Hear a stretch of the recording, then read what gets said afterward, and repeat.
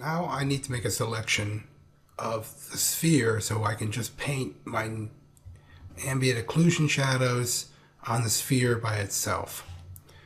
So we can go to Select, Load Selection,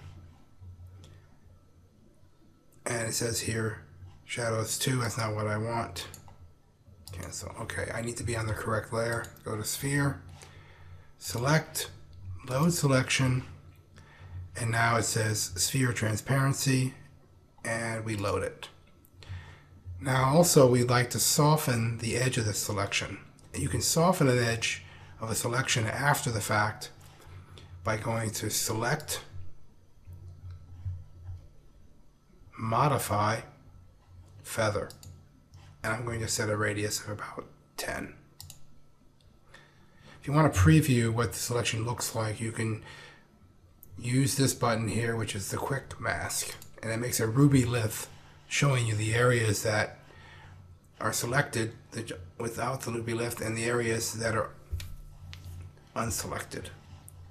So when I paint, I'm painting here and not here.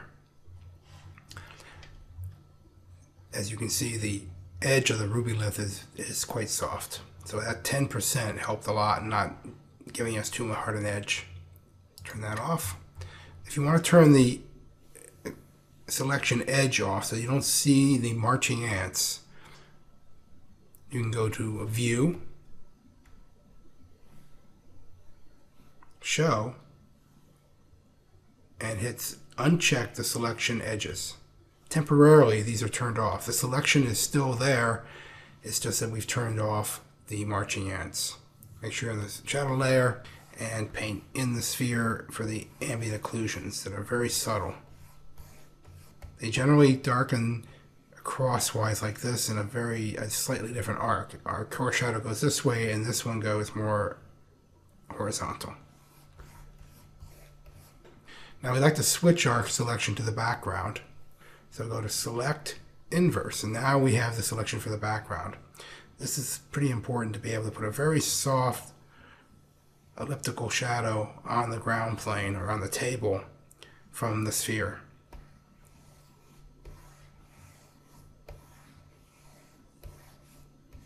And especially it gets very dark right underneath the sphere.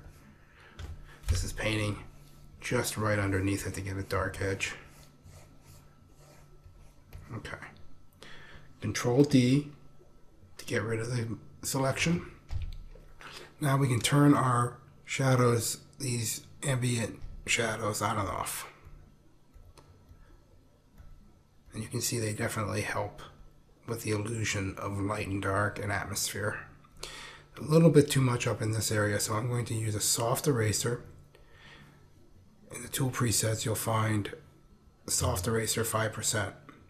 Making sure you're on the right layer and softly take out where there's too much of this. It's too obvious. Perhaps in the background a little bit. Turn it on and off to see where there might be too much disturbing the form. Okay. That concludes this lesson.